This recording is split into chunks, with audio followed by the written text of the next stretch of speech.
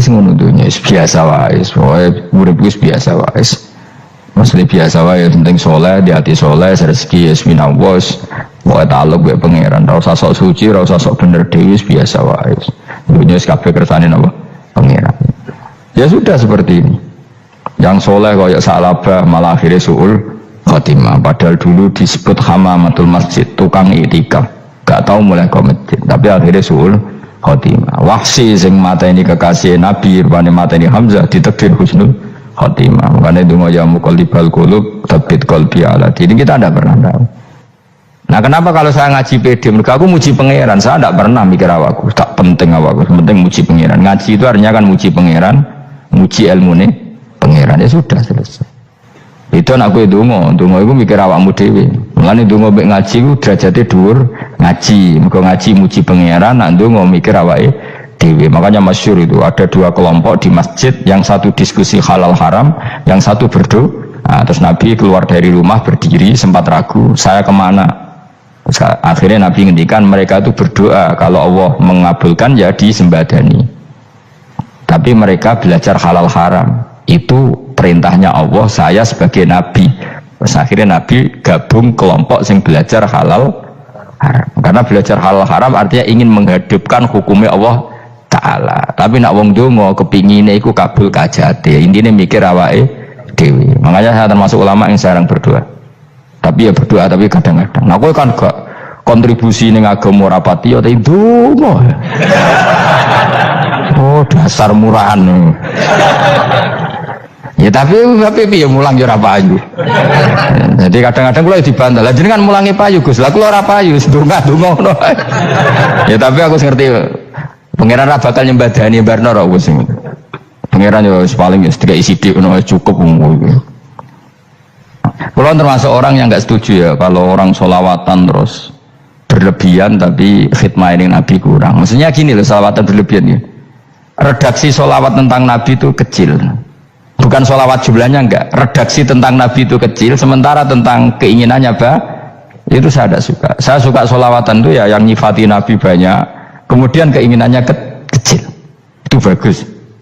Kayak Ihya itu, kayak Ihya Abdul Hasan Asadili itu, kalau dongo itu jaluknya mau swidik, paling baris paling terakhir. Misalnya gini, Nahmaduka ya man huwa la ilaha illa anta ar-rahmanur rahim, itu langsung in sampai nyifati Allah itu 99.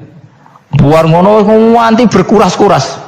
Lagi terakhir mau jaluk donga sithik. Nah kowe kan enggak muni muji Allah mau basa-basi tok. Alhamdulillah rabbil alamin wassalatu wassalamu ala Muhammadin. Monggo syarat tok. Baru ke Allahumma inna nas'aluka nganti telung lari. Telung halaman. Tapi pas muji pangeran alhamdulillah rabbil alamin wassalatu wassalamu ala Muhammadin. Baru terus donga jaluk mapan tolak buala. Oh tau aja. Mana jari pangeran? Muji kekasihku suwidik dongane kecangkeman. Lah saya tuh gak suka jenis itu. Harusnya sholawatnya itu yang panjang. Maksudnya nyifati Nabi yang panjang. Baru mintanya sedikit. Itu bagus sih. Bi akhlak. Makanya saya diantara sholawat yang senang itu sholawatnya Habib Ali Al-Habsyi yang arang sing tutur. Itu kalau beliau baca sholawat itu sholatan yattasilu biha ruhul musolli alaihi bi. Fayam basitu fi qalbi sirru nuri ta'alluqi bi wa hubbi wa yuktabu biha bi inayatillahi ta'ala fi hisbi. Jadi dia baca sholawat itu, ya Allah berikan sholawat kepada kekasihmu Muhammad. Dengan sholawat ini rohnya saya, musolli itu rohnya saya yang membaca sholawat bisa sambung dengan rohnya Rasulullah. Dan setelah sambung saya terhitung sebagai orang yang mencintai Rasulullah. Dan saya berharap dari cinta itu saya tertulis sebagai umatnya. Nah, aku kan enggak mau sholawat itu mau saya termasuk orang yang enggak saya loh ya. Tapi ya tetap baik dibanding nganggo primbon ya satu sholawatan itu. Tapi boleh punya etika lah dengan Rasulullah itu. Boleh kalau dongo nyifati Nabi yang banyak ya baru keinginan. Kan banyak tuh sholawat yang seperti yang saya misalnya di kitabnya Sayyid Muhammad ada Allahumma sholli ala sayyidina Muhammad nuri kalam alladzi wa nyifati Nabi itu sampai panjang lebar baru menceritakan hajatnya. Kalau kamu kan enggak nyifati Nabi basa-basi, mau sidik mana? Malah kadang orang, misalnya ala Muhammad, kok ala Muhammad, muni Sayyidina aja disoal. Misalnya terus bariku dungane panjang. Saya termasuk yang enggak setuju karena itu menurut saya kurang etika. Makanya Rasulullah itu kalau berdoa kalau sudah nyifati Allah, coba tak beri satu contoh saja doanya Nabi. Alhamdulillah hamdan yuwafi ni'amahu wa yukafi'u mazidah ya rabbana lakal hamdu kama yanbaghi li jalali wajhika 'azimi sultanik la nuqsi thana'an 'alaika anta kama asnaita 'ala nafsik. Itu sudah berapa itu nyifatin itu belum doanya tuh. Nah kamu kan enggak Alhamdulillah rabbil alamin Allahumma ya Allah di hajati gremeng titik seramutu kan jangan gak bakat wali nah cara kula iku sisen kula ya sering ngamini dongane wong ngono tapi ning atiku amin itu maksudnya amin barno mawon Gusti nanti aku amin tapi amin ku barno mawon Gusti wong ora jelas ngono betul.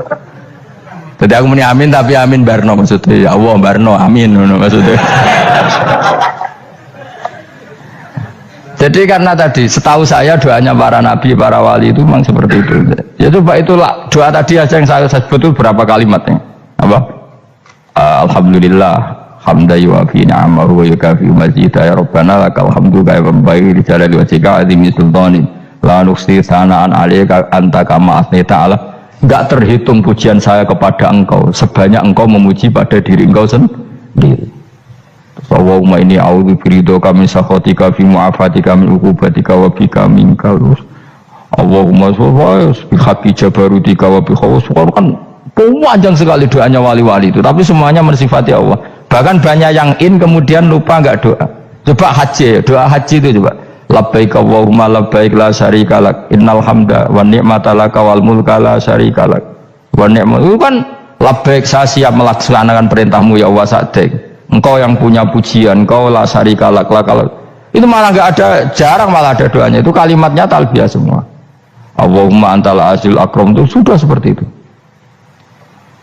Karena tadi al-mu'min yashghaluhu sana 'ala Allah min ayyakuna li nafsihi dzakiran. Mukmin sejati adalah sibuk memuja Allah sampai lupa jatah dirinya sendiri.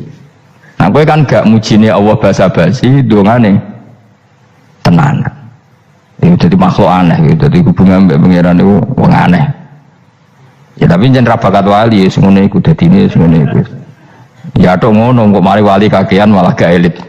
Jadi, tapi saya mohon itu di sholawat itu usahakan jumlah paling enggak jumlah sholawatnya banyak, doanya sedikit. Paling enggak misalnya kamu tidak punya kalimat yang apa baik ya mau sholawat ping 100 itu gak ada salah biar giling-gilingan apa kita menyebut kekasihnya Allah lebih banyak ketimbang kita menyebut hajat kita sendiri ya gitulah. Paling enggak punya etika seperti itu ya. Kalau kamu enggak punya segot-segot sing keren, bacalah sholawat berapa 100 terus cerita awam Gusti utang kula kathah mungkin raja wis roh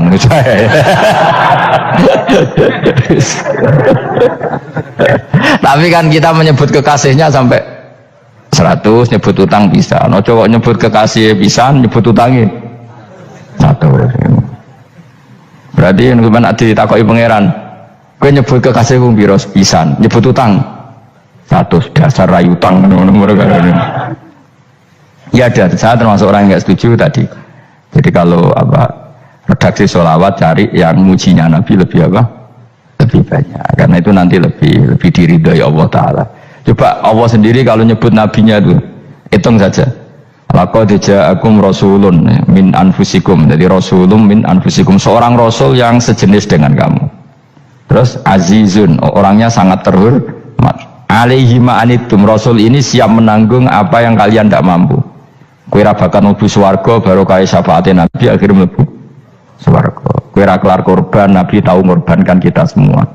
Dokha Rasulullah bikabsaini terus hada an ahli wa hada amman lam yudokhi min mati. Ini alihima anittum, Nabi menanggung apa yang kalian berat. Azizun, Nabi itu ali terus harisun alaikum, Nabi sangat berkomitmen menyelamatkan kalian. Haris itu keinginan yang berlebihan itu jenis apa? Haris, kayak kuno namanya nih ngungseng, keinginan yang over. Nabi itu sangat berkeinginan kita ini maslahat. Terus bil mukminina raufur, Allah yang super saja kalau nyebut nabinya nyifati sebanyak itu.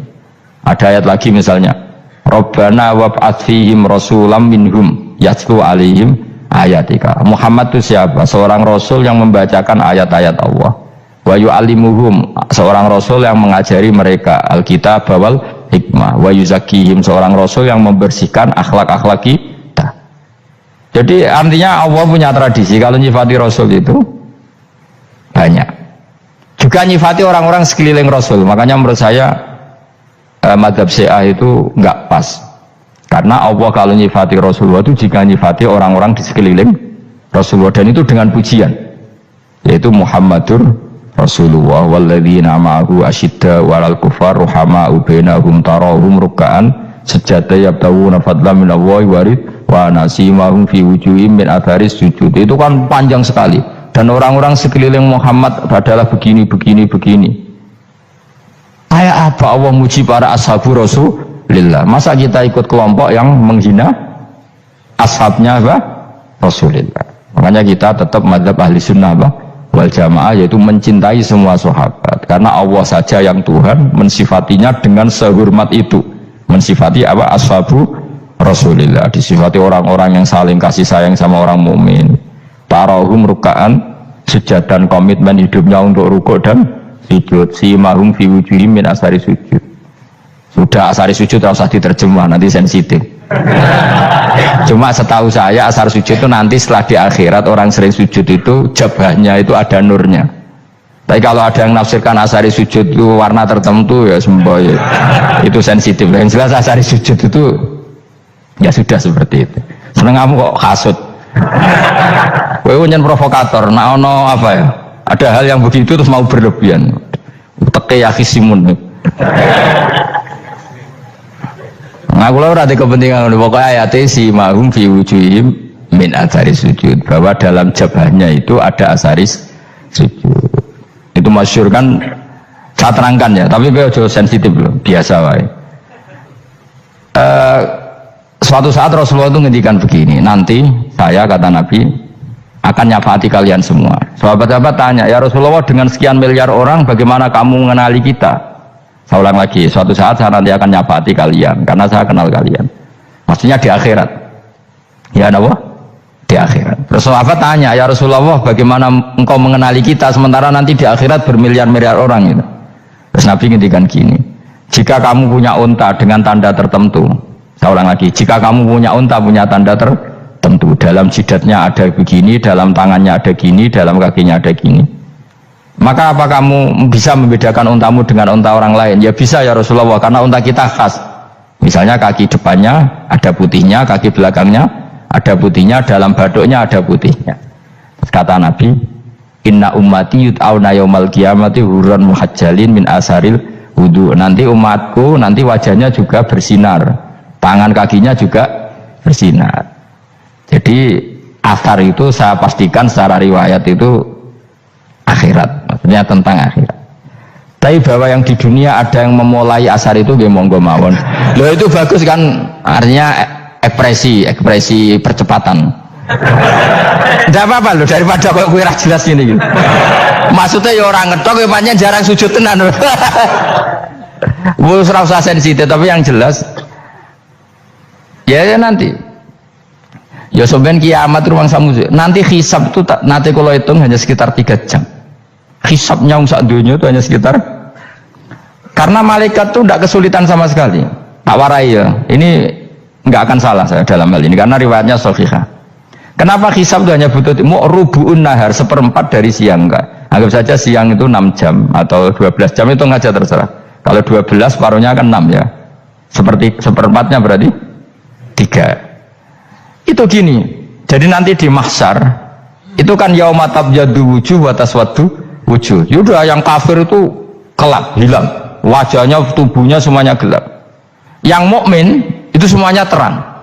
Jadi sudah yang tabyaddu wujuh wa taswaddu wujuh otomatis terus ningkat.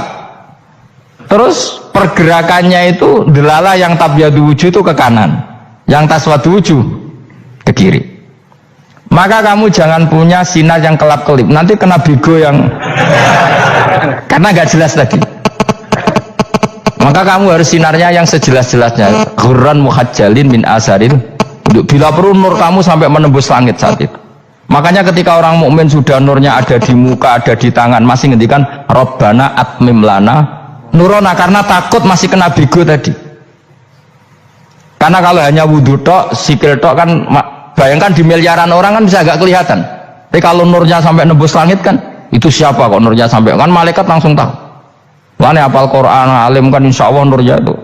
Sama zaman itu masih berdoa, Rabbana atmim lana, sempurnakan nur kami. Karena nanti identifikasi malaikat berdasar tadi, kalau ada nur berarti diletakkan ashabal yamin, kalau nggak ada nur ashabal shimal.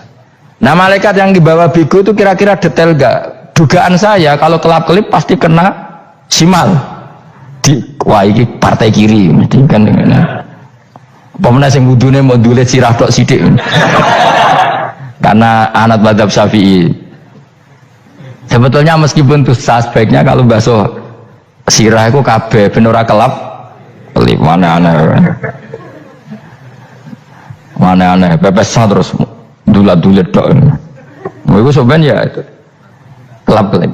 Ya sudah ya. Setelah itu kata ngendikane pangeran yu'raful mujrimuna bisimahum fayukhadhu bin nawasi wal aqdam. Orang-orang pendosa kelihatan maka diletakkan di kiri.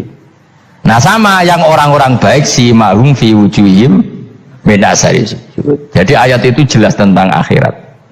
Tapi kira usah terus provokasi. Seneng kok ya khisimun, maksudnya provokator gitu. Jadi nanti yang mukmin jelas nurnya. Lah nur ini nanti dengan kadar iman kamu, perilaku kamu. Ada yang kelap-kelip, ada yang. Nah yang kelap-kelip ini yang kena bigo itu tadi. Nanti setelah kena bigo ikut ashabi simal, yang kelap-kelip disortir lagi malaikat yang bagian detail kan ada nanti. Nah ini terus ditubir neraka. Yang kafir bener-bener neraka, yang ini ditubir neraka. Nah, itu nanti ini yang ngel-ngelo Kanjeng Nabi digoleki ya ini itu. Mana sakit Kanjeng Nabi, mana ono kiai soleh darani, nah iso soleh dewe sakit Nabi mereka terus goleki endi umatku sing kelap-kelip terus dicari disyafaati. Ya imma langsung dituruti Allah wa imma diubasik ning neraka. Ya terserah rencanamu piye kon aku kowe. Tapi yang jelas apa? Kiamat itu cepat sekali karena tadi ada identifikasi tadi. Makanya hanya cukup 3 jam karena tadi yang jelek kelihatan jelek, yang baik kelihatan baik. Makanya cepat. Ya araful mujrimuna bisimahum, orang pendosa dikenali lewat alamatnya yaitu taswaddu apa? Wujuh. Kalau orang baik dikenali lewat tabyadu wujuh. Nah terus setelah nyingkir, ini ngono tak warai kiamat. Setelah nyingkir itu faduri babenahum bisuril lahu bab. Setelah tersingkir tadi terus lalu ada pintu penghalang, pintu pemisah. Nah pintu pemisah tadi yang sisi kanan langsung jadi surga, yang sisi kiri jadi neraka. Itu disebut faduri babenahum bisuril lahu bab batinu fi rahmatu wa dhahiruhu min kibalihil adab. Yang pintu arah kanan otomatis wilayah surga, yang pintu kiri otomatis wilayah neraka. Nah problemnya ketika penutupan pintu itu yang kelap-kelip itu katut kemana ini yang makanya kamu jangan malok partai yang apa kelap-kelip yang nggak jelas itu koalisi kemana ya. Kalau partai besar kan iso nyalon presiden, partai kecil ini kan ikut mana ini kan sing sak ngisore 1%, 2% ini kan repot. Nah, coba misalnya nur kamu 2%, berarti gelap kamu kan 98%. Kira-kira malaikat mengkategorikan kemana coba? Ayo jawab. Gelap. Loh, kode semangat. Padahal itu bagian dari kamu. Kalau satu tubuh itu sinarnya hanya 2%, kira-kira kategorinya itu partai gelap, partai terang. Kode semangat kok ya dulu. Berarti kegaruk kemana? Kiri. Tapi bisa saja malaikat cara berpikir gini. Tapi kok ada cahayanya ya? Padahal kata Allah yang bercahaya ashabul yamin. Kan nggak ada bilang cahaya terang. Bisa saja malaikat alhamdulillah berpikir begitu. Ya nanti kita rayu saja supaya berpikir ini kan yang penting ada cahaya. Kan Allah tidak bilang terang apa kelap-kelip. Ya mungkin saja asal ada cahaya dikategorikan lahu nur, punya apa? Nur. Tapi yang jelas saat itu pun yang sudah punya cahaya masih berdoa Rabbana atsmim lana nurona, ya Allah saya mohon sekali nur-nur kami sempurnakan. Jadi ini saya bantu teman-teman yang hafid supaya tahu maknanya ya.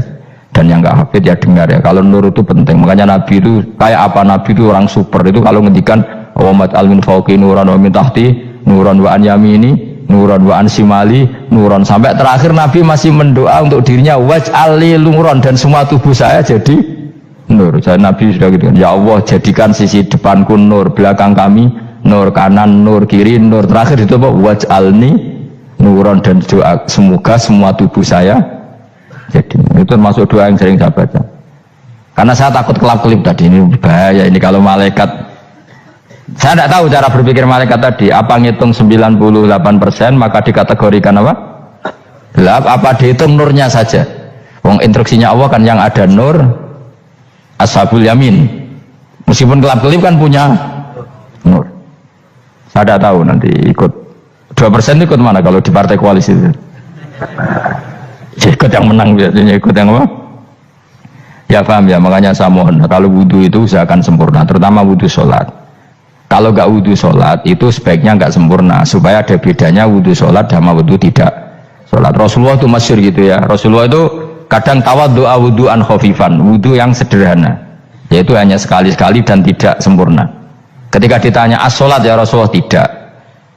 Misalnya saya habis makan mau tidur biasanya ya wudhu, tapi tentu tidak perlu sesempurna kayak wudhu sholat, biar ada bedanya. Rasulullah juga gitu, beberapa kali beliau wudhu tapi tidak sesempurna wudhunya untuk sholat. Masyhur itu di riwayat tawaddu'a wudhu'an khafifan duna wudhu'ihi lis sholat, tapi kalau wudhu untuk sholat asbaghal wudhu, menyempurnakan wudhu. Jadi supaya ada bedanya wudhu sholat dan wudhu tidak sholat.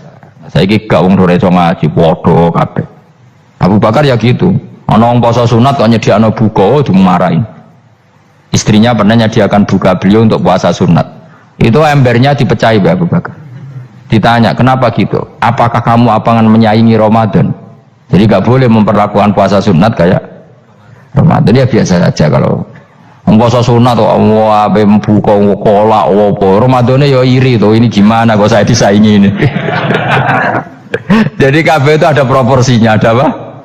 Makanya megang Quran ya wudhu, megang wudhu. Nah kabeh gitaran terus wudhu, pengiran tersinggung, iya kok menjaga gitar wudhu.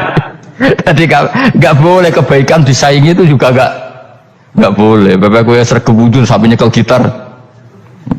Untuk Quran tersinggung, wah semen ibu gak semen kan.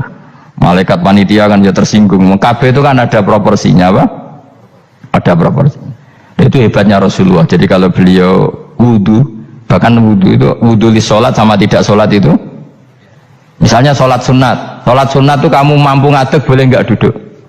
Boleh. Kalau sholat fardu nggak boleh, biar ada bedanya. Fardu itu spesial, nggak boleh, harus berdiri.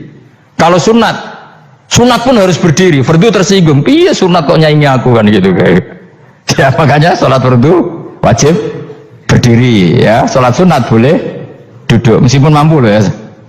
Nggak boleh sama, sholat sunat pun harus berdiri, berarti ada sunat menyaingi fardu. Ya jelas ya, jadi aturan main itu harus jelas, nggak boleh. Makanya Abu Bakar itu nggak mau kalau ada orang puasa sunat kemudian apa? Abdul bin Mas'ud lebih parah, dia itu tukang nyuepeng orang yang selalu sholat duha. Makanya saya itu duha itu jarang, karena takut kena sweepingnya siapa? Abdul bin Mas'ud. Itu ada orang khusyuk tiap hari duha disweeping sama dia. Apakah kamu menjadikan sholat ini jadi fardu? Kok mbok lakoni bedino? Awas nampak lakoni bedino.